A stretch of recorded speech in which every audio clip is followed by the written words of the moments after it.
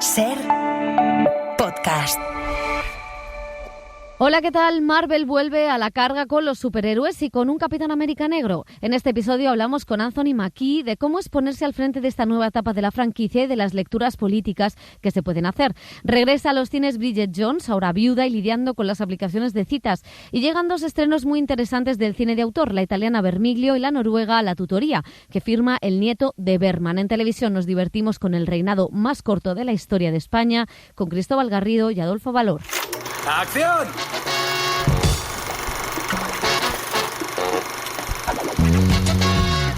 El cine en la Ser con Pepa Blanes.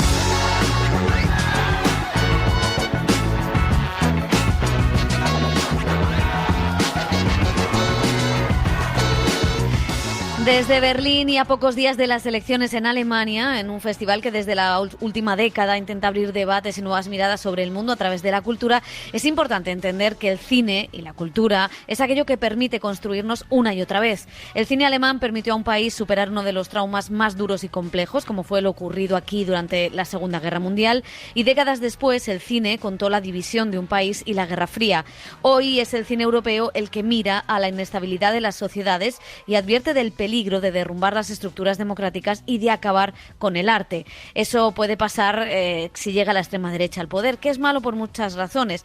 Seguir celebrando festivales no es un acto banal o un capricho, es un lugar de encuentro, de aupar tendencias e industrias culturales y de que las historias permitan que nos conozcamos mejor. El cine y los festivales tienen que ser un acto de resistencia en este momento preciso y no tener miedo a dar un paso al frente. Ellos no lo tienen, pues utilizan la cultura para imponer su ideología, y lo que debe hacer el cine es romper siempre una grieta en aquello que se da por sentado, lo contrario a las boutades de los gobiernos narcisistas.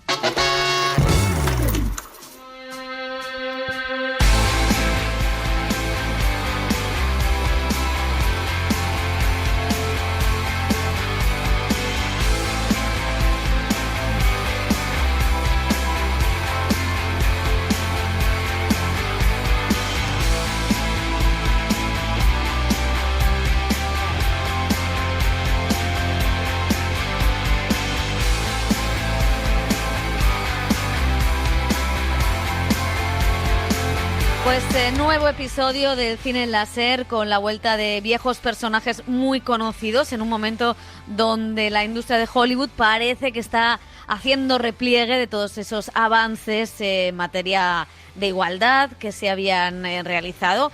Bueno, después de conocer que Disney va a empezar a quitar carteles que avisan, ¿no?, de algunas de las digamos, las líneas rojas de sus películas, pues al mismo tiempo tenemos a un superhéroe como Capitán América que regresa en tiempos de Trump, y por otro lado a Bridget Jones, la antiheroína de comedia de los 90.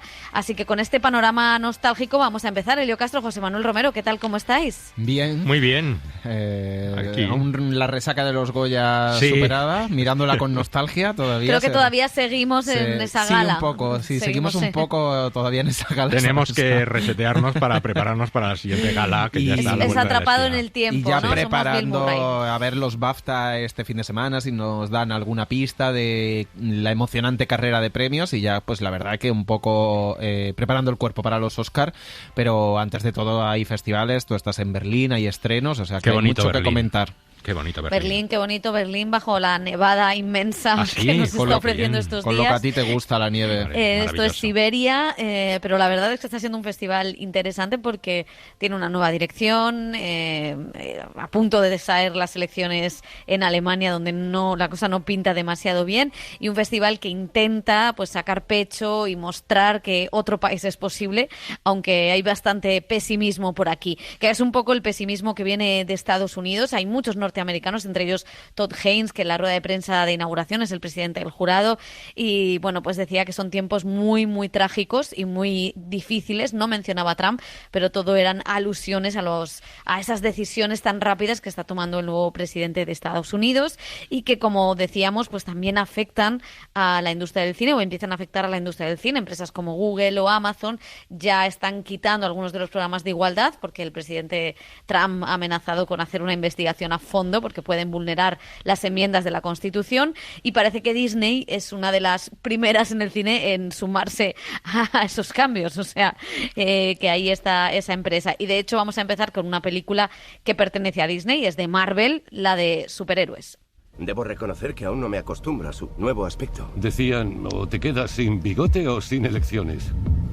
Mire, Wilson, usted y yo hemos chocado bastante en el pasado, pero quiero volver a intentar hacer del Capitán América un cargo oficial en el ejército. Y si no estamos de acuerdo en cómo manejar una situación, ¿qué pasará? Coopere conmigo, Sam. Le mostraremos al mundo la mejor forma de avanzar. Capitán América, un nuevo mundo, con Julius Onah en la dirección, con Anthony Mackie, actor negro que interpreta a este superhéroe con tintes patrióticos, que tras reunirse con el recién elegido presidente de Estados Unidos, a quien interpreta Harrison Ford, ya quisiéramos, la verdad, se encuentra en medio de un pequeño incidente, un complot contra el mundo. Cuarta franquicia de Capitán América, y contaba el actor, a Helio Castro, lo importante que era visibilizar a superhéroes afroamericanos para todos los niños. I think it's huge, but I think it's just as important for the Latino community or the white community or the Asian community. Creo que es enorme, pero creo que es igual de importante para la comunidad latina, la comunidad blanca o la asiática. Significó mucho para mí que mis hijos pudieran mirar a Chris Evans y decir que era el Capitán América. La idea de que fuera blanco nunca estuvo en duda. Cuando era niño, cuando vi a Superman, Christopher Reeves fue Superman. La idea de que fuera blanco nunca estuvo en duda. Significa mucho para mí cuando los amigos de mis hijos, que son de diferentes razas, cuando me miran dicen, es el Capitán América. Y la idea de que yo sea negro no está en duda. Quiero que vean que soy negro, igual que mis hijos vieron que Chris Evans era blanco, pero nunca fue un tema de conversación en lo que respecta a su carácter como ser humano. I want them to see that I'm black, the same way my kids saw Chris Evans was white, but it was never a topic of conversation when it came to his character as a human being. Pues desgraciadamente, al revés, a la inversa, sí que es un tema de conversación por todo lo que falta por conseguir. El actor, que pese pues a la tentación de comparar a este presidente que vemos en la ficción con el de la realidad, Donald Trump, dice que, claro, la película se hizo hace 2 años, cuando estaba Joe Biden en la presidencia. Sí considera, ojo, para los que no lo creen, que detrás del entretenimiento hay una lectura política y social en las películas de superhéroes. I think it's very important. I think these movies is like coffee. Like, you know, coffee's very bitter. It's not that Creo que es muy importante. Creo que estas películas son como el café. El café es muy amargo, no es que no esté bueno, pero si le pones un poco de crema, un poco de azúcar, es más fácil. Creo que el clima político, la naturaleza en la que vivimos en la sociedad ahora mismo es muy dura, es muy amarga, la vida es muy difícil. Pero estas películas te dan esos mensajes y esas lecciones con un poco de crema y azúcar. Así que cuando miras al Capitán América, cuando miras a Superman, cuando era niño pensaba, vaya, Superman es un tipo muy bueno que ama a esta mujer que solo quiere proteger el mundo. Ahora, cuando observo la realidad que me rodea, siento que es un destino imposible, una hazaña imposible de lograr. Pero al mismo tiempo, cuando vi a Superman. Y creo que eso es lo que hacen estas películas. No se basan tanto en mensajes como en que tú, como miembro del público, miras a este personaje, te comparas con ese personaje y ves cómo puedes ser una mejor persona. As it is you as an audience member looking at this character, comparing yourself to that character and seeing how you could be a better person. Y por último, pues nos decía Mackie que esta película inicia una nueva era para Marvel, igual que el primer Capitán América, y que finalizó con Vengadores Endgame. If you look at this movie and you look at the beginning. Si miras esta película y miras al universo Marvel, Capitán América, el primer Vengador puso los cimientos de este mundo. Fue la huella sobre la que se construyó este universo hasta el gran clímax de Endgame. Y se llama Vengadores Endgame por una razón, porque era el final, era la cima. Era lo mejor que podían hacer en ese momento con las películas de Marvel. Y creo que esta película tiene la misma base. Es el cimiento sobre el que estamos construyendo esta nueva generación para que podamos emprender ese mismo viaje, el mismo viaje de Steve Rogers. Así que me entusiasma ver cuál será el próximo clímax y la próxima cumbre de esta cinematografía. Tuvimos un equipo increíble en esta película y creo que es el tono perfecto para presentar el universo Marvel a una nueva generación de espectadores cinematográficos.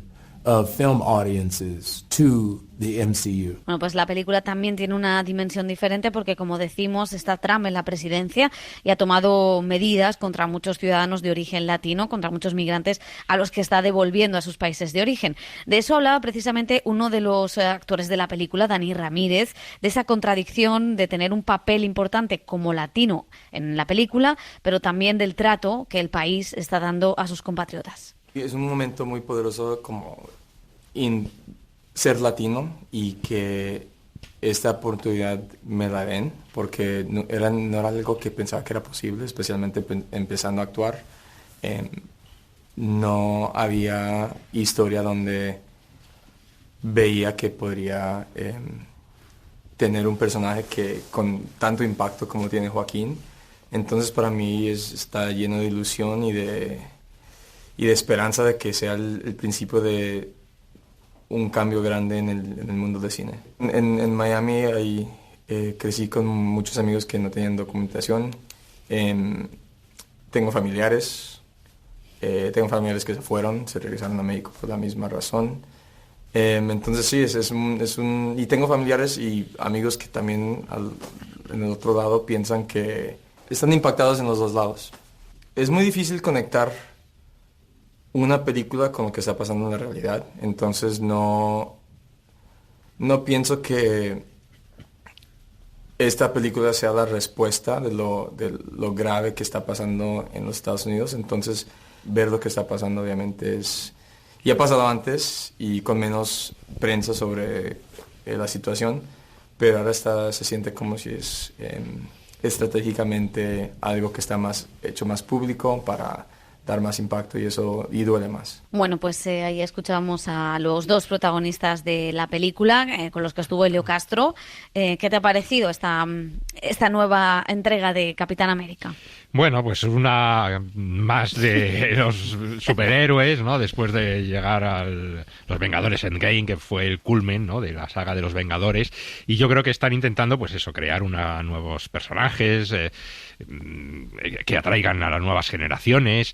No sé si lo lograrán, porque la verdad es que esto es complicado y la primera saga de los Vengadores yo creo que llegó en el momento oportuno, era novedad, había mucha gente emocionada y esto ya suena un poquito a repetitivo.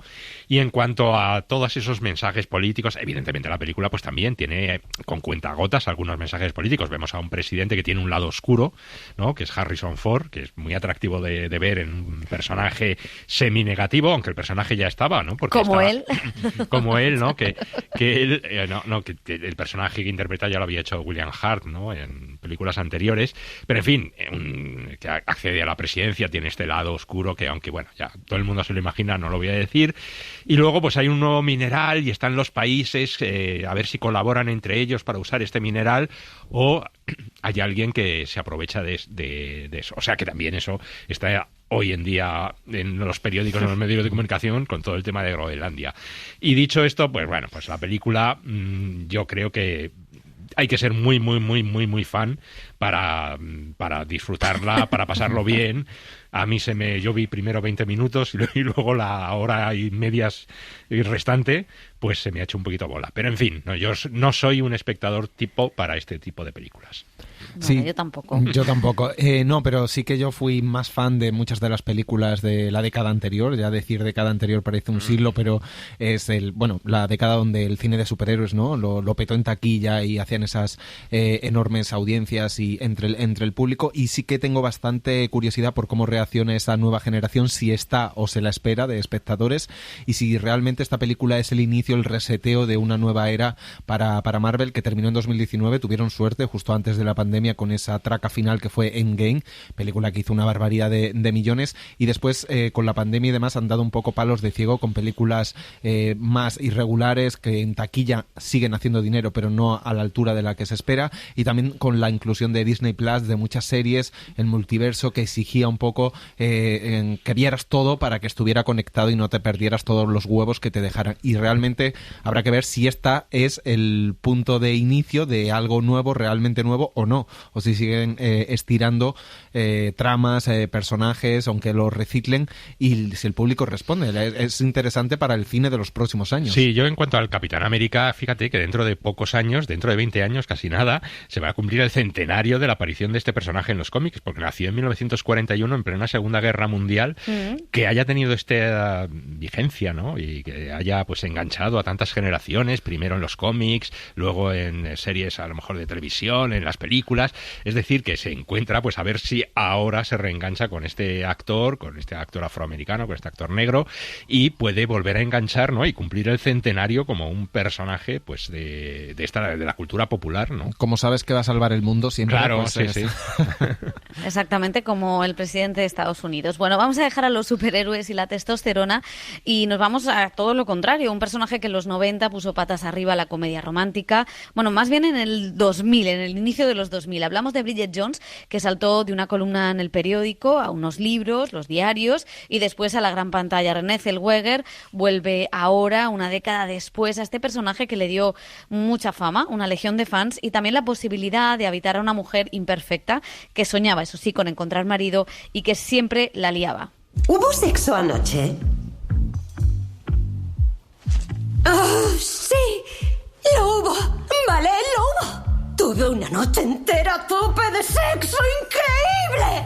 Con un Adonis rescatador experto en basuras que puede ser un pelín más joven que yo, seguramente. Y fue algo alucinante. ¿Vale? ¿Qué pasa? Fire and ice. This love is like fire and ice. Bueno, pues Elio Castro, yo tenía curiosidad por preguntarte cómo viviste tú en los 2000 este fenómeno. La primera me divirtió muchísimo la película, la primera de Renée Zellweger, la verdad, Hugh Grant, Colin Firth, me pareció que era una historia y además, fíjate eso, es un personaje que nació en las columnas de los periódicos. Sí. Y dio salto al cine, o sea que hasta ese punto lo que ha evolucionado, o sea, ya nos parece inimaginable que algo que nazca en una columna de un periódico, un personaje, pues dé el salto al cine, ¿no? Y no, yo, hombre, lo vi con mucha gracia, con este personaje, esta antiheroína romántica, un poco patosa, ¿no? Pero que tenía ese lado también rompedor, ¿no? Y yo creo que sí, que significó bastante, una manera distinta también de enfocar estos personajes femeninos, ¿no? Y los personajes negativos, ¿no? De los hombres, ¿no? Hugh Grant no dejaba de ser el jefe un poco trepa, sobón y Colin Firth pues infiel, un poco desgraciado, ¿no? Pero tenía su gracia la primera película. Luego las otras dos yo creo que fueron decayendo. A ver que esta tercera, con el paso del tiempo, pues a ver cómo ha renacido.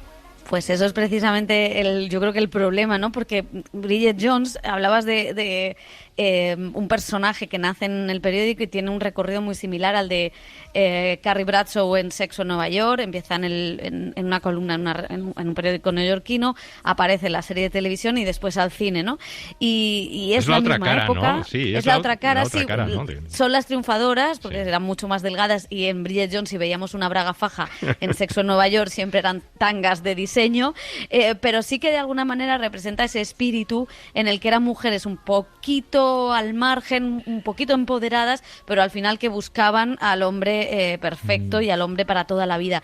Y creo que ahí es donde un poco la película no acaba de encontrar su momento actual, porque en el año 2000 pues probablemente ese feminismo neoliberal buscaba de alguna manera que las mujeres fueran independientes, no estuvieran pendientes de los hombres, pero al final la familia y la pareja era lo que todas soñaban, ¿no? Y claro, entre medias ha habido un Me Too, ha habido una emancipación del feminismo muchísimo más heavy, se habla de otros feminismos, se habla de otras maneras de habitar las relaciones y claro, lo que creo que le pasa a esta película es que en el fondo el amor romántico es lo único que tiene como objetivo el personaje, ¿no? Y es fiel al personaje, por así decirlo, porque en el fondo lo era así en la primera, pero claro, es como si no hubiera evolucionado en todo este tiempo. Ese planteamiento que había en la primera de que una mujer sola acababa devorada por los total, perros, eso está aquí.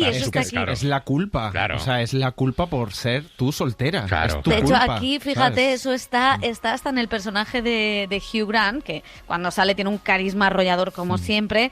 En el personaje de Hugh Grant, que ya sigue con modelos jovencísimas que pueden parecer sus hijas, como la mayoría de los tíos en las comedias románticas de los 90, pero tiene el miedo de morir solo. O sea, que es una familia profundamente, o sea, es una película profundamente pro familia, con lo cual no es que yo diga que esté mal la familia, pero hay muchos tipos de familia, por suerte, ¿no? A los que se pueden agarrar.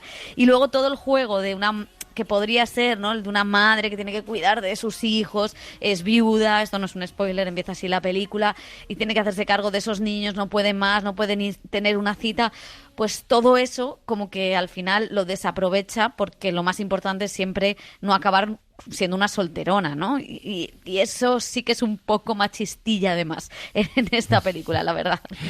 Y recordar que Bridget Jones nunca fue gorda. O sea, la llamaban gorda y nunca fue gorda, aunque utilizara faja, de verdad. O sea, es que me he vuelto a rever la primera algunas partes y era... Claro, es que si la cámara la ponen de esa manera parece que está... Bueno, pero Renée Zellweger engordó varios kilos para... Engordó varios kilos, sí, pero sí. Varios kilos, sí. pero eso no es Y estar sí que... gorda. No, lo que pasa es que sí que es verdad que los parámetros de lo que es la belleza hegemónica no es un peso deseado, desgraciadamente. Es el peso que tenemos la mayoría de las mujeres, nos sentimos más representadas con la primera Bridget Jones, porque en esta no ha engordado, con la primera Bridget Jones que con cualquier, con cualquier flaca que protagonice cualquier comedia romántica. O sea, no somos Jennifer Aniston, somos Renée Zellweger, y eso es así. Y llevamos bragas fajas y no pasa nada, porque el cine de Hollywood no es verdad. Bueno, por eso nos vamos a alejar de él y nos vamos a acercar al cine europeo, que por lo menos retrata un poquito mejor a las mujeres. Nos vamos a centrar en la primera película italiana que se ha estrenado en España, de Maura del Pero. La directora ganó con Vermiglio el segundo premio en Venecia. No habíamos visto aquí sus películas anteriores y parte de un hecho personal, la historia de su abuelo, que vivía en esa región de las montañas de los Alpes, para recrear cómo fue la vida en el periodo de entreguerras en una familia donde las mujeres trataban también, como Bridget Jones, de romper moldes. A veces no hay más remedio. Huir de la guerra es de cobardes. Bebe y calla, siempre metiendo las narices donde no te llaman. Si todos fuesen cobardes, no habría más guerras. La cobardía es un concepto relativo. Por un lado hubo esta inspiración muy concreta, entonces fue como, bueno, cuando mi papá era niño, entonces eran esos años. Y por el otro me interesaba mucho este mundo, este pasaje entre las guerras y la paz, porque realmente tenía la sensación que era este momento de pasaje del antiguo a lo moderno, del pueblo a la ciudad, del colectivo a lo individual, como que ahí se jugaban cosas. Y también me gustaba como contar un poco un ejemplo de las paradojas de la vida, en este caso como a veces como las cosas no se alinean, ¿no? Como que justo mientras la historia, por fin, después de años, encuentra su paz, esta familia va a perder su paz. Entonces me parecía que no me permitía en lo privado como contar un poco a nivel metonímico la sociedad. Ya sé por qué te has enfadado. Porque en 10 partos no se te ha ocurrido traerme ni una flor. El parto te ha dejado tan alterada que te atreves a faltarme al respeto delante de mis hijos. Lo personal y lo político. Sí, no cabe duda, o sea, porque también ¿qué es la política? ¿Qué es la historia con la S mayúscula, política con la P mayúscula? O sea, ¿qué es más político que mostrar la trinchera doméstica de las mujeres? O sea, justamente, ¿no? Como en un punto, como justamente los libros de historia siempre contaron la grande batalla, los héroes, el alma patriótica, contar el día a día de esas mujeres. Es político. Pero lo masculino en toda la película es un masculino todo muy contradictorio y muy contaminado por la guerra. Es un mundo todo contaminado por la guerra, no la ves nunca, pero todo está contaminado. Y es una sociedad que no tiene toda una parte de hombres, que significa una sociedad con falta de equilibrio. Hay niños que no tienen padres y maestros que tienen que ser padres, o curas. Y entonces también se convierten un poco en reyes, ¿no? Hay hombres que vuelven, que escapan de la guerra, pero son hombres rotos. O sea, la tía lo dice, los vuelve estúpidos. Y también me parecía una buena ocasión de poder contar la guerra a través de los ojos vacíos de estos soldados, a través de su falta de palabra, ¿no? Lo ha dibujado porque es un romántico. Jesús. Santa María, Madre de Dios, ruega por nosotros pecadores. Lo ha dibujado porque es inalfabeto. Analfabeta. Inalfabeto, se dice así. Mañana se lo preguntamos a papá. Me gustaba mucho darle la palabra a ellos porque justamente ellos dicen las cosas de forma más concreta. No tienen nuestros filtros de eso se puede decir, lo digo así, lo dicen derecho. Y me parecía también que le sacaba mucha solemnidad a la película, que le daba esta concretez que vos decís, es así, o sea, como... Es como llorás porque estaba casado o porque se murió. Yo también lo quiero saber, pero no se lo preguntaría nunca así, no me permito, ¿entendés? Y en realidad es eso, o sea, como es tener a su falta de filtro y tener también este lugar que son las camas, ¿no? El lugar de los comentarios, sobre todo en un mundo que si decías una palabra más te llegaba, ¿viste? Como no. Entonces, como poder acceder a esa intimidad me parecía una posibilidad. Bueno, una manera muy sutil de meternos en las dinámicas familiares a través de los ojos de los niños y adolescentes de esa familia y de mirar también a la maternidad. ¿Qué os ha parecido, Elio? Bueno, es una película, no digo complicada de ver, pero hay que echarle bastantes ganas sabiendo que vas a ver.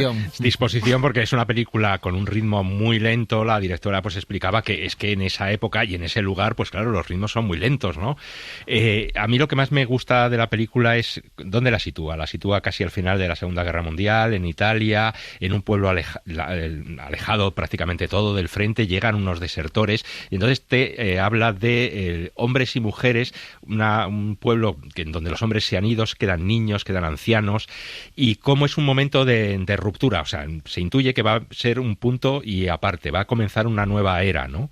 Y en esa nueva era las mujeres que han vivido durante siglos y siglos y siglos de pues dominación por parte de los hombres, pues van a tener su oportunidad para romper y poco a poco pues abrir un nuevo futuro, un futuro de esperanza, ¿no? Yo creo que eso es lo que cuenta fundamentalmente la película con las hermanas, esos desertores que llegan, es cómo se les ve en el pueblo, se les ve como traidores por una parte, pero por otra parte también de unos hombres que han dado un paso valiente y han dicho no, que no querían seguir en el frente, ¿no? Ese maestro, ¿no? Anclado un poco entre el pasado y el nuevo tiempo. Es decir, que tiene cosas, la verdad, y unos paisajes bellísimos, un ritmo, ya te digo, muy sosegado, pero que acompaña muy bien a la película.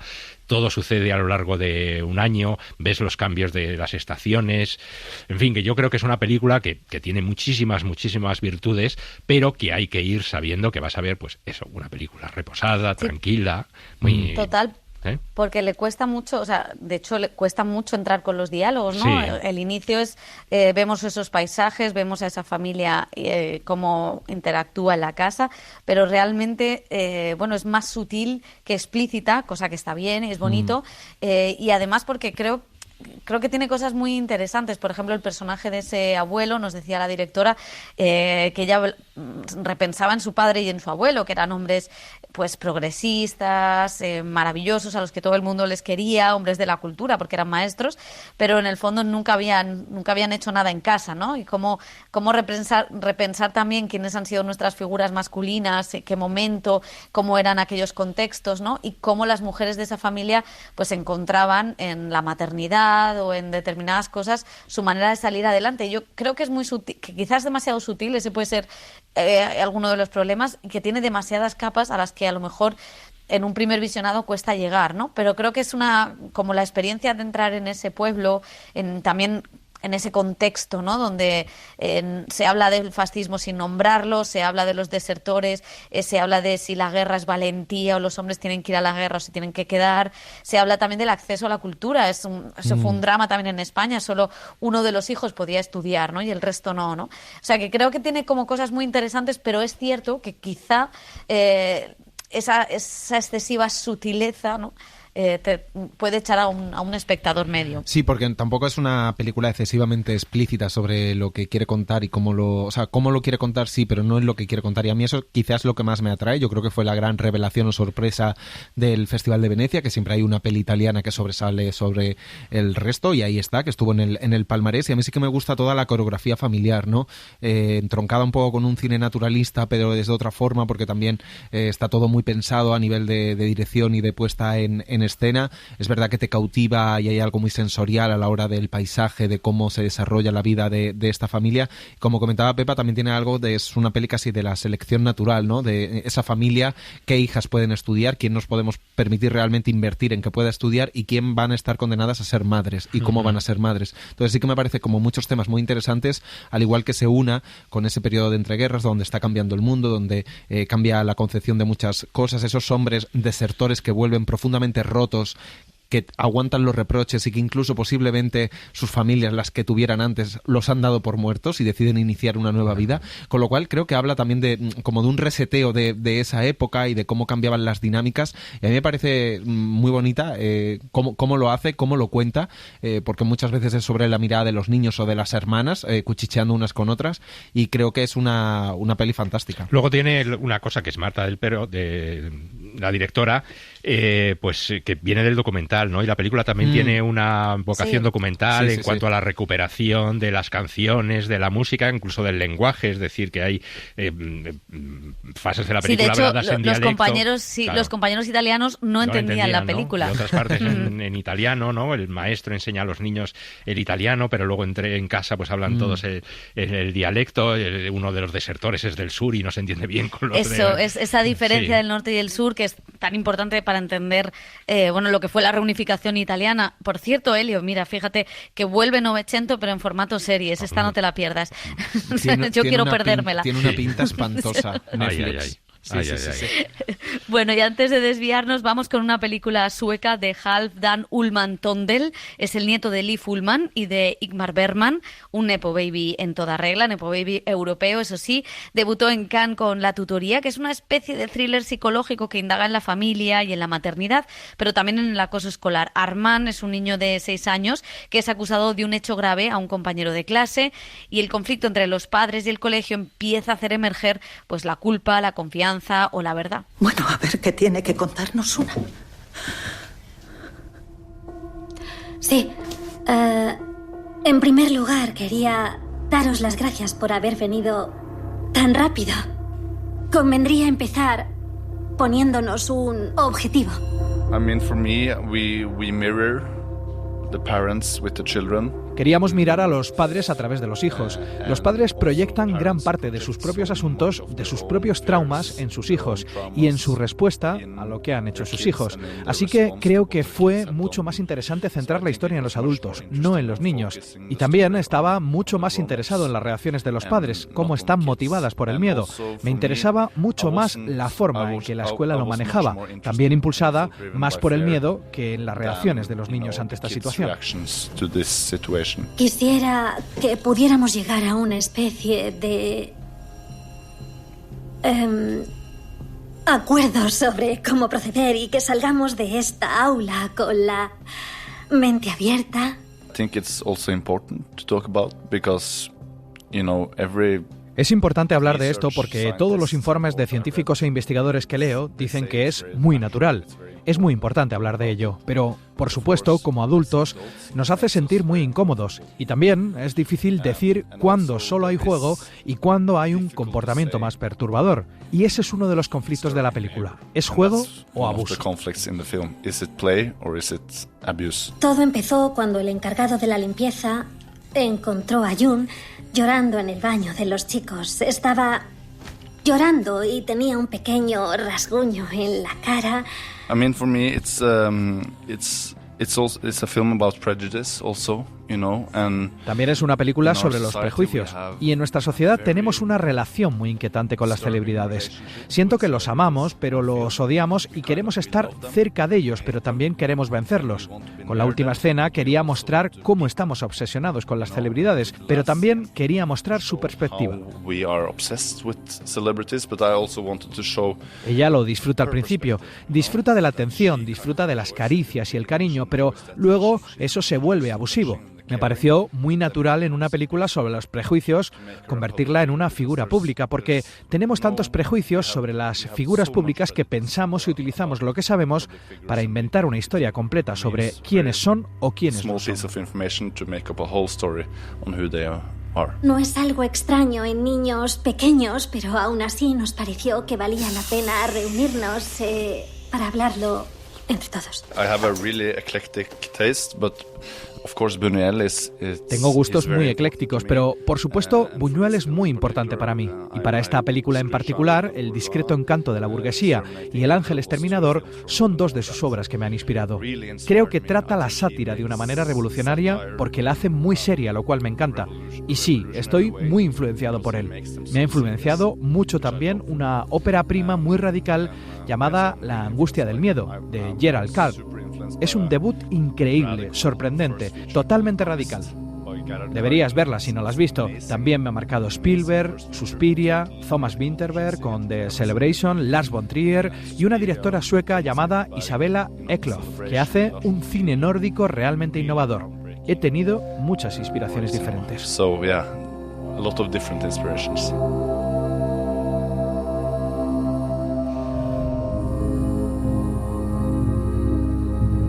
La protagonista es la actriz Renata Reisbe. No sé qué os ha parecido, José.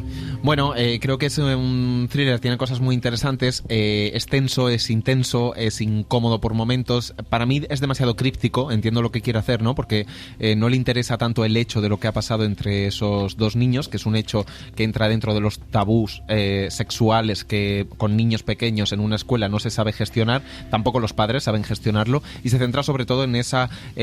mete a todos en el colegio, en las distintas aulas, es como aulas en ebullición, ¿no? Donde los padres están enfrentándose, los profesores no saben muy bien cómo gestionarlo, y luego tiene unas fugas de humor, incluso de baile. Renata Reisbe está increíble, la actriz de La peor persona del mundo, y sí que reflexiona un poco sobre cómo afrontamos, ¿no? Estos tabús en la sociedad y también los prejuicios, porque la actriz protagonista es actriz, el personaje de la película popular, y bueno, como parece que le tienen ganas, ¿no? De una especie de linchamiento a una famosa popular porque sí, su los hijo, prejuicios, ¿no? Eso es, porque su hijo ha hecho algo. Tiene cosas interesantes, creo que no es redonda ni completa, pero sí deja ver un cineasta interesante. Pero, bueno, el nieto, o sea, quiero decir que viene de una estirpe bastante curiosa, ¿no? Bueno, y la verdad es que tiene madera de... O sea, creo que hay una mirada, hay una visión, hay una forma de dirigir a los actores. A mí me parece que como que hay un poquito hinchada, no sé si también quizá por la firma que tiene, pero sí que me parece interesante el retrato de los padres y de dónde está la gravedad, a quién creemos, o sea, de cómo conocer la verdad en ámbitos donde es muy difícil saber qué ha pasado, ¿no? O saber o entender cómo se generan esos actos de violencia o qué importancia tiene la educación que dan los padres, la educación que da el colegio. O sea, que me parecen temas muy, muy, muy interesantes que están contados de una buena manera, pero creo que, voy a decirlo así, que si no la dirigiera un Nepo Baby, quizá la película no tendría tanto pozo, ¿no? Pero bueno, no quiero ser mala porque él es estupendo, ya lo hemos escuchado. Y vamos a terminar con La Marsellesa de los borrachos, que es un documental que vimos en Seminci y que llega ahora a los cines. Pablo Gil Ritueto, que ha trabajado con Isaac y la Cuesta, dirige esta mirada entre dos épocas, el año 61 y la actualidad.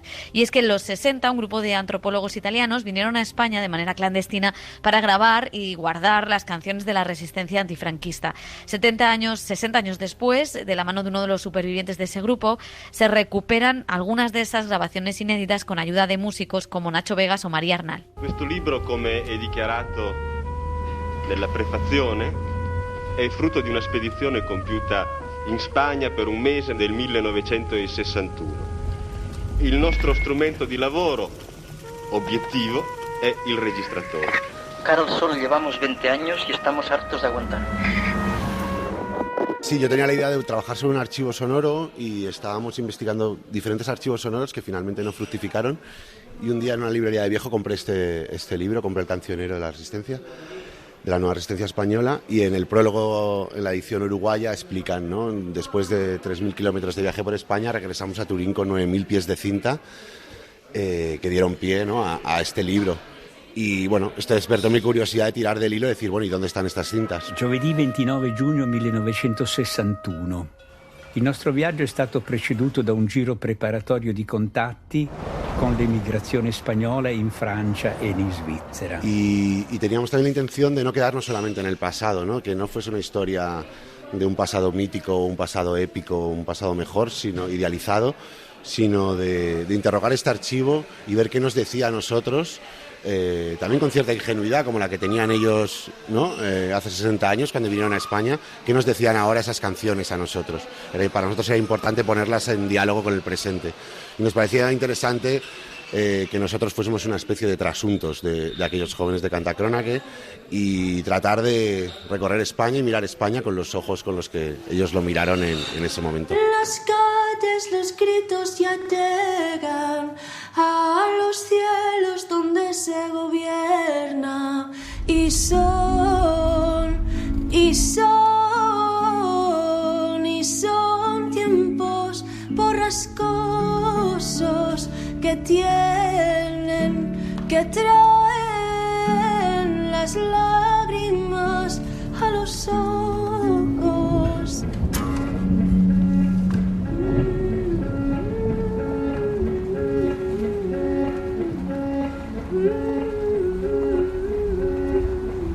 El cine en la SER con Pepa Blanes.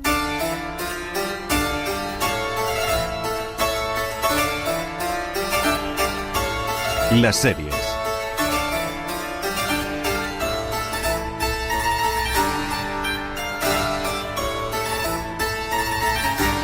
Sin que sirva de precedente, nos ponemos un poco monárquicos en el cine en la SER, porque llega una de las comedias españolas del año. Sí, además No te una he serie presentado, con... Dani Garrán. Hola ¿cómo Pepa, estás? ¿qué tal? Con pelucones, con bien de encaje y con todo lo que se llevaba en la corte en aquella época. Sí, porque Movistar Plus ha estrenado La vida breve, es la comedia sobre el reinado de Luis I, que existió, aunque no lo hayan estudiado en los libros de historia, existió y fue el rey más fugaz de nuestra historia. Sí, porque permaneció en el trono 229 días, tiempo más que de sobra para darse cuenta de que no era una tarea tan idílica como esperaba, con una esposa rebelde, un padre enajenado y una madrastra conspiradora. Alicia Armenteros, Javier Gutiérrez y Leonor Watling se ponen en la piel de Luisa de Orleans, Felipe V e Isabel de Farnesio, respectivamente, y Carlos Solt es ese Luis I un poco perdido, que por suerte para él, los problemas le durarán poco tiempo. Este trabajo conlleva una enorme responsabilidad. Lo sé. Te saldrán enemigos por todas partes. No importa. Yo tengo un gran criterio. España no da nada. Y pide mucho. Pero, padre, tú no eras español. ¿Qué? Que no, eres francés. Yo sí soy español. A mí me llaman el bien amado. A ti la mitad del reino te quiere colgado un pino. Hubo hasta una guerra.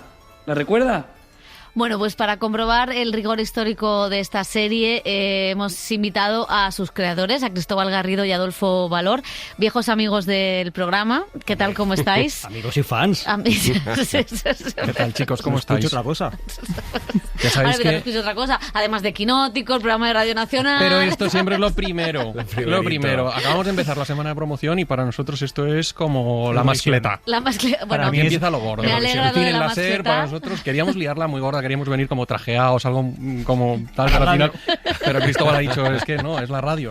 Y ahora la radio tiene vídeo, o sea que claro. Estas cosas del directo. Bueno, lo primero, os gusta meteros en follones, eso ya lo sabíamos, en charcos. La monarquía era el charco mayor del reino, nunca mejor que nos quedaba dicho. por pisar. Sí, no sí. me parece que sea un charco más grande que el de periodistas deportivos, te digo, A mí me parece que hay más, ¿no?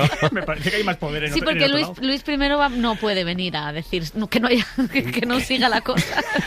Creo que Luis I estaría contento con la serie. O sea, quiero decir, cuando empezamos a leer críticas siempre de nuestras pelis o de nuestras series, nos sorprende mucho que siempre dicen la mala leche, las punzadas de Valor y Garrido, no sé cuánto. Y nosotros nos consideramos bastante tiernos y poco cínicos. Entonces yo creo que es verdad que el episodio que narramos es bastante ridículo y bastante surrealista en algunos momentos. Pero cuando leíamos sobre la vida de Luis y Luisa, incluso Farnesio y Felipe, lo intentamos hacer con compasión. Al final te metes mucho en la historia e intentas sentir lo que sentían ellos y lo que teníamos al final es la historia de unos reyes, pero sobre todo es una historia de unos perdedores y de unos tipos que intentaron ser felices, intentaron ser libres y la corona pesaba demasiado para ellos, ¿no? Y ahí es donde nace el conflicto y la comedia y el drama. ¿Ya? Perfecto, ¿qué puedo añadir? Hay mucho humor y supongo que también habrá muchas licencias, ahora nos lo contaréis, pero también hay mucha documentación detrás. Os habéis empapado de todo ese siglo XVIII. ¿Cómo ha sido toda esta labor que habéis hecho para documentaros? O sea, hay más documentación que licencias, en realidad. Lo decimos todo el rato, pero es que las cosas más locas y más salvajes de la serie las hemos sacado de la realidad. Quiero decir, Luisa de Orleans ha pasado la historia como una loca, la pobre, pero en realidad no era una loca, era una chica rebelde que la casaron con un chaval que no conocía, que venía de Versalles, era una Francia mucho más liberal y culta que la España de aquel momento. Y básicamente era una tía rebelde que no quería estar ahí. Entonces, claro, ha pasado la historia como una tía que eructaba en las audiencias, que se paseaba desnuda, que vete tú a saber si iba desnuda, que a lo mejor enseñaba los tobillos y eso ya... Y claro, y para la época ya era... un escándalo. Entonces, claro, la historia al final siempre ha sido contada por los hombres y con una mirada muy patriarcal, y entonces las mujeres salían muy mal paradas de este retrato. Pero todas las cosas más salvajes, incluso la carta que manda la abuela a los reyes diciendo mi nieta es lo peor, si la quieren devolver, devuélvanla porque es insoportable. Esa carta existe y está leída tal cual se escribió. Entonces, todas las cosas más locas están. Cuando leímos la carta de la abuela, sabíamos que habíamos encontrado una mina, porque una abuela que manda por correo diplomático una carta para poner a parir a su nieta y decir, literalmente, es la persona más desagradable que he visto en mi vida, pues sabíamos que ahí había que apretar poco las tuercas para conseguir la comedia. La verdad es que ese inicio es maravilloso. ¿Por qué esta parte de la historia es tan desconocida? Porque quizá como reyes tenemos ahí, nos sale Fernando VII, Carlos V, hombre, porque el pobre lo conquistó todo. Pero es verdad que luego hay como que no sabíamos que este señor había sido rey en ese periodo, ni sabíamos los tejemanejes de ese momento histórico. Claro, o sea, es curioso porque en realidad en esos 6-7 meses pasaron cosas que pasaron por primera vez. Una es una abdicación, que no había pasado nunca. Y otra es que luego un rey volvió a reinar, que esto es otra cosa que no había pasado nunca y no ha vuelto a pasar, que es un rey que reina 2 veces. Y entre medias, en esos 229 días, hay un rey, pobrecito mío, que intentó hacer, no sé si muchas, pero lo poquito que hemos podido leer eran interesantes. Quiero decir, o sea, me da pena que cuando haya gente que vea la serie y vea que él intentó reducir el presupuesto de la corona, porque pensaba, si se está muriendo la gente fuera, ¿qué sentido tiene que nos gastemos esta pasta en cacatúas? Pues esto pasó realmente. Es una de las cosas que él intentó hacer, que intentó reducir el presupuesto de la corona, y Farnesio y su padre Felipe V, jubilados en la granja, dijeron, ¿cómo que nos van a recortar la pasta? No, y la boicotearon la medida. Entonces, sí que lo poquito que sabemos es por lo menos que era un tío que quería hacer cosas. No le dejaron y encima le vino lo que le vino al final de la serie. Probablemente los grandes episodios históricos a nosotros como guionistas e incluso como espectadores no nos interesa tanto como las cosas más anodinas o más pequeñas, y esto es como un paréntesis en la historia. De hecho, cuando intentábamos buscar documentación sobre Luis, casi no había libros sobre él. Ocupa un capítulo en las biografías del padre, pero eso es lo que a nosotros nos llama la atención, ¿no? Probablemente nunca hubiésemos hecho una serie de los Reyes Católicos porque nos cuesta más pensar como ellos, pero sí que podemos llegar a pensar como un chaval que ha soñado siempre con ser rey, hacer las cosas a su manera y todo le sale mal, ¿no? Y todo se precipita y está condenado al fracaso prácticamente desde el principio. A mí me surge una duda porque, claro, estabais explicando muchas de las cosas de este rey, estabais explicando, viendo la serie también. Es casi una serie sobre la actualidad en muchas ocasiones. Bueno, no sé si habéis elegido ese momento histórico por su reflejo en muchas de las cosas que pasan. No, quiero decir, o sea, cogimos ese momento... No había todavía San Isidro en aquel momento. No, pero, o sea, cogimos ese momento porque nos parecía muy interesante y muy rico. Es verdad que luego te vas viendo cosas y dices, esta familia está cometiendo los mismos errores todo el rato, ¿no? Es como que están como condenados, pero como cualquier otra familia. O sea, como hay familias que están como condenadas, los padres y los hijos van haciendo exactamente, cometiendo los mismos errores. Y en esta también. Entonces, es verdad que la serie dialoga mucho con la actualidad, y la gente cuando lo vea dirá, mira, esto como tal, esto como no sé cuánto. Entonces, eso era muy interesante también, pero para nosotros no era el objetivo retratar la corona de ahora a través de la otra. O sea, para nosotros lo que era importante es contar muy bien esa, y luego ya la gente cuando lo vea pues posiblemente se reirá, porque es verdad que hacemos guiñitos, frases y cosas muy concretas, pero no está en nuestro afán meter a Bárbara Rey. Me hubiera maravillado Bárbara Rey con pelucas de época. no aceptó, le ofrecimos no. Sí, yo qué sé, hay veces que cuando vas investigando un poquito más te encuentras con accidentes afortunados. Entonces, es verdad que Felipe V fue un rey emérito y que se quedó en un exilio demasiado cercano y demasiado molesto para el nuevo rey, y que intentaba buscar, el pobre chaval buscaba su hueco y no le dejaban, pero eso nos lo fuimos encontrando alegremente mientras escribíamos la serie. Y bueno, habéis trabajado también con patrimonio nacional, todos los decorados son naturales, ¿no? O sea, el Palacio de la Granja, el Palacio de Fernán Núñez, el Palacio de Aranjuez. ¿Cómo ha sido también entrar ahí? Porque supongo que es uno de los grandes alicientes, ¿no? Tener esos grandes palacios para meter ahí la cámara y grabar. La primera idea que tuvimos a la hora de rodar la serie fue prácticamente ir a palacios de verdad. O sea, no queríamos levantar decorados y pensábamos que la serie necesitaba una apuesta visual fuerte y arriesgada y contarlo casi como si fuera un drama de época, y si hay momentos divertidos, bienvenido sea, pero queríamos contar la historia muy bien contada. Entonces, uno de los referentes que manejábamos siempre era Amadeus y pensábamos, Milos Forman se fue a rodar a la República Checa. Pepa se ríe, pensando, estos flipados Amadeus. No, más dura será la caída. A mí Amadeus en su momento me hizo mucha gracia. Es que es una comedia. Claro, es que yo la vi en clase de música en un colegio público que nos ponían eso para no hacer otra cosa. Era un colegio público fantástico, viva la educación pública, pero me ha salido esto. Pero vaya jardín que te has metido. Cortemos esa parte. No. Quiero decir que era un colegio público con los medios que tenía. Entonces, en clase de música no había muchos instrumentos musicales, ya podéis saber. Entonces, veíamos muchas películas musicales. Yo recuerdo esta que me pareció una comedia. Dirty Dancing, ¿no? También ponían. Tenía más criterio. Es que por generación siempre hablamos del cine de los 80 como si solo fuera eso, Dirty Dancing o Los Cazafantasmas, pero Amadeus la vimos en una edad en que te marca mucho.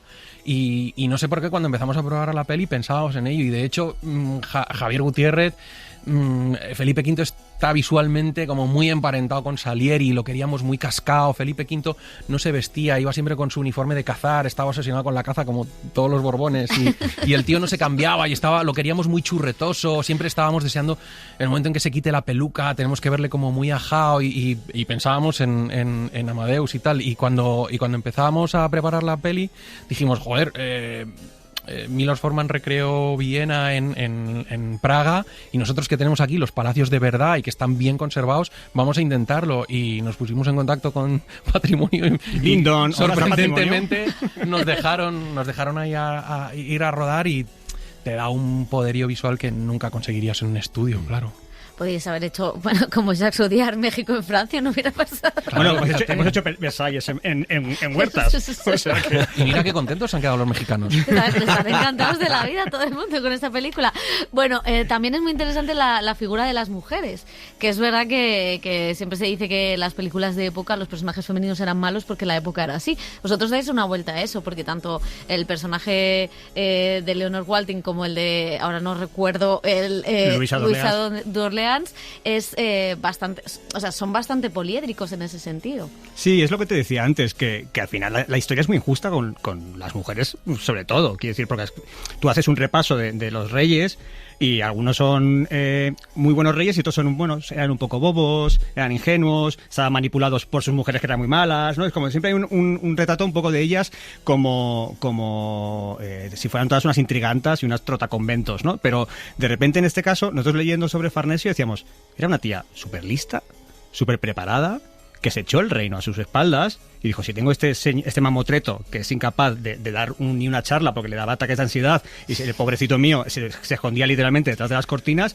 alguien tiene que hacer este trabajo. Y ella lo hacía muy bien, pero claro, la sociedad era muy injusta porque de repente ella era la que llevaba los pantalones. Entonces ha pasado a la historia como una tía ambiciosa. Es como, no, es tan ambiciosa como habría sido un rey en ese cargo. Lo que pasa es que en un rey era lo normal. Es como si de repente lo vemos ahora en los CEOs de grandes multinacionales. Si es un hombre, claro que sí, es el señor que hace las cosas, y si tiene que traspasar determinadas líneas, está dentro de lo que tiene que ser. Ahora, si es una mujer, cuidado, que mala, que sargento, ¿no? Es como... Imagínate una mujer haciendo el saludo de Elon Musk. Bueno, pues eso. Qué mal hubiera pasado. Pero fíjate que decíamos, de Luis había de Luis I hay muy poco escrito, hay pocos libros y tal, y en cambio ella, Luisa, que era su mujer, aparece en un montón de antologías de las grandes locas de la historia.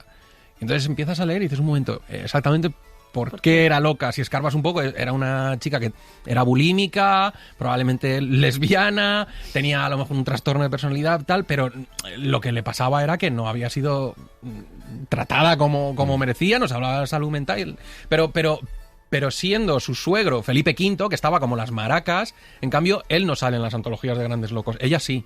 Entonces, son estas cosas que te chocan mucho cuando empiezas a leer y dices, joder, hay un momento en que Alicia se lo dice, ¿no? A Carlos, un momento, joder, qué casualidad que todos los apodos de todos los reyes de España sean el poderoso, el grande, el bien amado, el sabio, y todas nosotras somos la loca, la pérfida, Juana la loca, la pérfida. Bueno, esto es lo que hay. También es una serie que, bueno, más allá de la monarquía, evidentemente es una serie un poco sobre padres e hijos, ¿no? Sobre una relación familiar y cómo se establecen esos lazos. ¿Conectáis mucho también con este tipo de relatos? Nos pasamos la vida un poco escribiendo sobre padres e hijos, curiosamente, porque echamos la vista atrás y decimos días mejores, al final era padres viudos que tienen que sacar adelante a los hijos en mitad del duelo. En Reyes de la Noche Nicky y Javi era una relación paterno-filial totalmente. Sí, nos interesa mucho, casi pues tendremos que ir un poco al psicólogo a hacernoslo mirar esto, ¿no? De la relación. Tendremos que matar al padre de una vez por todas, pero... Yo estoy de baja paterna también, entonces ahora estoy cambiando pañales. ¿Estás de baja? Sí, estoy de baja. He venido solo para esto. Espero que merezca la pena, Pepa. Vamos a hacernos virales. Pero es muy interesante. Al final, las familias, da igual que sean reyes o que sean reponedores del Alcampo, tienen sus propios conflictos en casa o en el palacio, ¿no? Y eso nos gustaba, la necesidad de superar al padre o de estar a la altura. Yo creo que eso es bonito. Pero hay una cosa, ahora que lo decís, los dos, Cristóbal con el humor en sus redes sociales, y ahora tú que has dicho lo de que estás de baja, es verdad que los dos habéis visibilizado el hecho de ser padres, que esto no era habitual. ¿Nosotros? No Qué somos mal Santiago... estaba la paternidad, Dios mío. No somos Santiago Segura tampoco, Pepa. No, sin necesidad de hacer películas el tren de los trenes. Lo que habéis hecho vosotros, o sea, en cierto modo, es que todos sabemos que Cristóbal, el que sigue el Instagram de Cristóbal sabe que es padre y que cuida a sus niñas, o eso parece. Habrá que hablar con la madre, a ver qué hay aquí. La invitas el próximo día. Exactamente, por alusiones. Pero sí que es cierto que en una industria donde no se hablaba de cuidados, no se hablaba de conciliación, pues oye, eso también es una cosa que habéis aportado a una nueva generación de directores y de guionistas. Adolfo mira con una cara como diciendo, está loca. No me esperaba este tema tan bonito. Yo tampoco, pero cuando sí vengo a la SER siempre quería... pienso, esta es la entrevista en la que me cancelan. Pero no. O sea, sí que es verdad que nosotros intentamos conciliar en la medida de nuestras posibilidades, porque nos gusta mucho nuestro trabajo y nos gusta mucho nuestras familias. Entonces, parece una tontería, pero tenemos... Bueno, habla por ti. No, pero toda esta gente... Hay mucha gente en la profesión, y vosotros lo sabéis, que cuando dice, no, yo es que cuando me meto en una película, solo existe la película. Sí. Entonces, estoy un año en el que no hago otra cosa.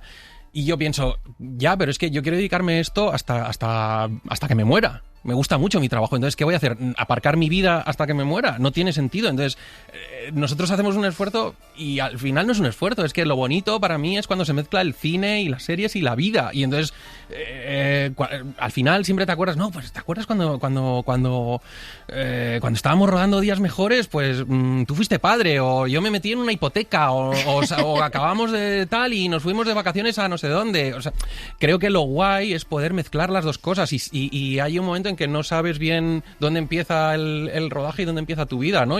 Pero lo hacemos como algo bonito. Sí, que al final es verdad que nosotros a las 5 de la tarde se acaba el rodaje y nos vamos a casa, y creo que es importante, porque venimos de una industria en la que durante décadas muchas mujeres se quedaban por el camino porque es que el cine es incompatible con la vida familiar. Es decir, porque mañana tienes un horario. La gala de los Goya, desde luego. Desde luego, o sea, entonces la mañana a esos niños no los atendió nadie. Pero que muchas mujeres se quedan por el camino, y muy pocos hombres han dicho, yo tengo que dejar la industria porque quiero dedicarme a mis hijos. Entonces es verdad que o sea, nosotros intentamos hacer un poco el esfuerzo. O sea, me da no sé qué, queda como los padres modelos porque lo somos. Y nuestras hijas vienen mucho al set, y demasiado demasiado vienen. Tienen que venir menos. Porque hacen ruido y Dime joden que la la toma. lían parda en el set, sería maravilloso. Bueno, eso es imposible. Claro, es impepinable. Mi hija vino no tenía ni 2 años al rodaje de La vida breve. Bueno, que papá, tal, que nos gana. La segunda toma estaba haciendo ruidos. Por favor, échenla del set. Está jodiendo la toma. Javier Gutiérrez nos está costando mucho dinero esta bebé. Yo siempre le digo a mis hijas, ¿has contado en el cole que tu padre es guionista? Y ellas, no. Digo, pero ¿le has contado que ayer estuviste en el rodaje? No, como que no le dan ningún valor, lo cual me encanta. O sea, me parece que es como normalizar eso como si no tuviera ninguna importancia. Somos lo opuesto a esto que hacen las estrellas de Johnny Depp. No, mis hijos no saben a qué me dedico. Nosotros es, por favor, que me adoren. Le ponemos promoción fantasma todas las navidades. Mira lo que ha hecho tu padre. ¿Sabes lo que es un showrunner? Te lo voy a explicar. Volviendo a la serie, Gracias por retomar. Por favor. No, pero hablemos de mi Instagram, por favor. ¿Cómo ha sido el proceso de la escritura del guión? Porque es verdad que, bueno, que estamos en el siglo XVIII, hay un lenguaje monárquico de corte, pero también hay muchas gamberradas actuales, muchos gags. ¿Cómo ha sido ese equilibrio entre mezclar esos dos tipos de lenguaje? No calculado, o sea, una vez que hemos leído y hemos documentado todo lo que sentíamos que podíamos hacer, nos ponemos a escribir y somos muy libres. Entonces, sí que queríamos que no fuera una serie de historia muy tradicional, porque no sabríamos hacerla. Entonces, intentamos llevárnoslo a nuestro terreno desde el principio.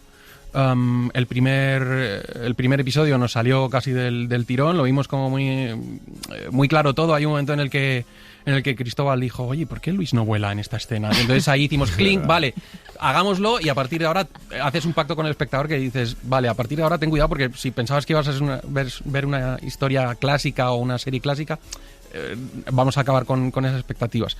Y a partir de ahí dejar fluir un poco. El proceso de escritura fue bastante rápido, nos salió bastante, ¿no? O sea, y hemos tenido la suerte de que esta serie se ha hecho en Movistar. Quiero decir, o sea, que posiblemente en otra plataforma no habríamos podido hacer, y nos han dejado hacer lo que quisiéramos, lo cual es un gusto increíble, porque yo creo que precisamente por eso salen cosas especiales, ¿no? No vamos con piloto automático haciendo la clásica serie de época, siguiendo todos los puntos. O sea, en ese sentido ha sido un gusto. Y hay una cosa que antes lo decíamos, con esa relación con la actualidad, no solo hacia los Borbones, sino es verdad que el nuevo rey quiere un poco que nadie pase hambre, o al menos que se solucione un poco esta cosa de la dicotomía social, pero la corte no. No sé en qué ha cambiado el mundo de entonces a ahora, con todas sus diferencias, pero al final, cuando ves la serie, ves que hay unos problemas similares de desigualdad, de gente que está en el poder y que no ve más allá. No sé si eso también era uno de los alicientes a la hora de contar la historia. Bueno, no sé si es Ayuso en Perú diciendo esta gente son muy felices y muy pobres, ¿no? Sí, o ahora todo el gabinete de Trump, ¿no? Que son todos los oligarcas estos de Silicon Valley y tal. Es su corte, en realidad. Claro, totalmente. Sí, total. Nosotros lo que sí que queríamos era empezar con el pueblo llano. La serie empieza en un establo con un padre y un hijo que crían unos cerdos. Uno de esos cerdos acaba en Palacio, y ya cuando entramos en Palacio nos quedamos en Palacio hasta muy entrada. Hay un momento hacia el final de la serie en el que volvemos a salir por una razón muy concreta y muy determinada. Y lo que queríamos contar en cierta medida es: esta gente vive en una burbuja. Esta gente vive en la corte y no tiene ni idea de qué está pasando en la España de verdad. Y no les interesa. Y les da igual. Entonces hay grupos de presión. Estaba la Iglesia Católica, estaba el partido castizo que luchaba por volver a una España todavía más antigua, y cuando vamos, ves me esas estás cosas... contando el periódico de hoy. Sí, de verdad, es que no había que apretar mucho las había cosas. partidos políticos, que es una cosa que a mí me ha dejado loco estudiando esta historia. Había partidos políticos. A mí hay dos revelaciones que me han dejado loco. Una es, había partidos políticos que, como qué curioso, tampoco servían para mucho, pero que ahí estaban, y que los marqueses eran poco menos que sirvientes, que a mí esto me ha dejado flipado. Entonces tú ves Marqués de Salamanca, la calle de Marqués de Riscal, y piensas que son marqueses increíbles. Claro, porque eran los duques, los mayores. No, que eran los señores que se mataban por estar al lado para llevarle la servilleta. O sea, era lo que hacían. Y claro, al final era como el palco del Bernabéu. Tener esa cercanía con la gente de poder, eso era lo que le hacía importante, pero al final era el señor que traía el pollo al ajillo al rey. O sea, era muy loco. Oye, y ya para terminar... Sí, hombre. Sí, porque viene otra Yo no serie... pienso volver a mi casa ahora. Exactamente. Lo de conciliar no iba por... Para un día que salimos... Que la reina Leticia es muy cinéfila y seriéfila. Acabáramos. Me encanta. Es que ¿La verá? Yo creo que la va a ver. Yo creo que la va a ver. Si está todos los días en Los Ideal viendo cualquier cosa, ¿cómo no va a venir a ver eso? Que te su a Leonor. Claro que está. Y nos ofrecemos desde aquí, públicamente, ya los Blu-rays casi no se consumen, pero vamos a hacerle un audio comentario.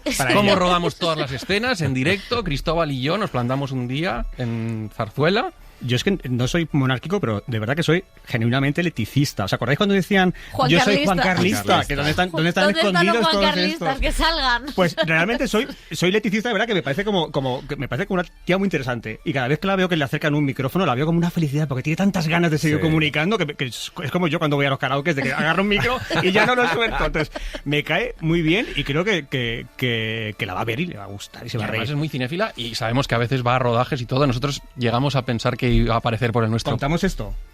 Por favor, ya lo he empezado a contar. Sí. Claro. Sí. No te dejo salir. Había alguien del equipo muy amiga de ella y en un momento dado ella se enteró que estábamos rodando en Los Palacios y preguntó si se podía pasar. Y nosotros dijimos, sí, por favor. que venga.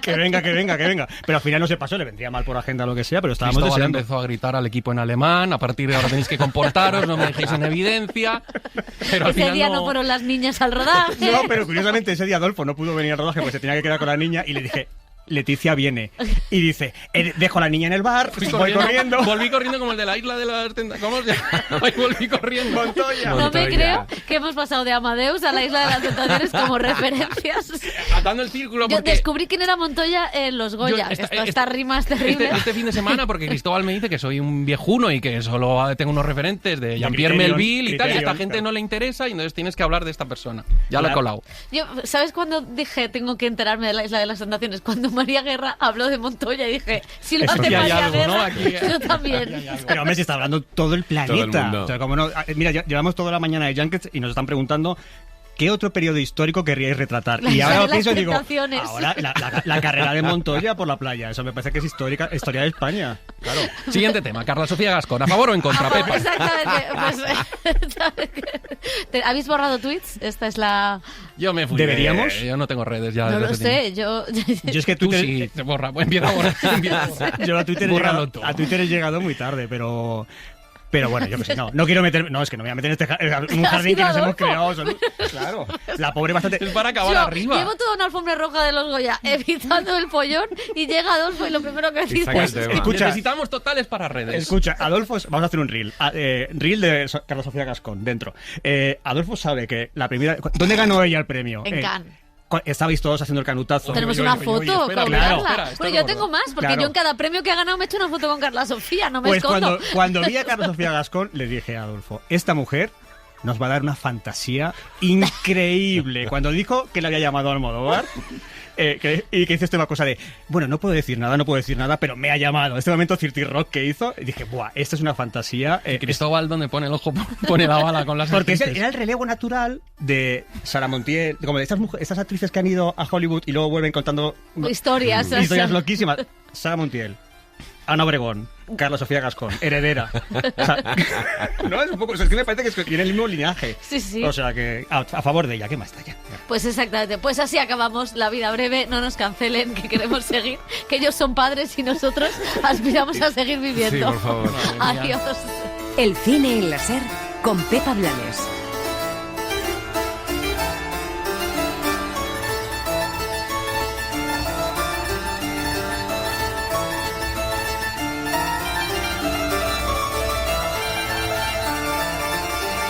Suscríbete al Cine en la SER. Escúchanos en directo en la SER los sábados a las 7:30 de la mañana y los domingos a las 3 de la madrugada. Cadena SER. La radio.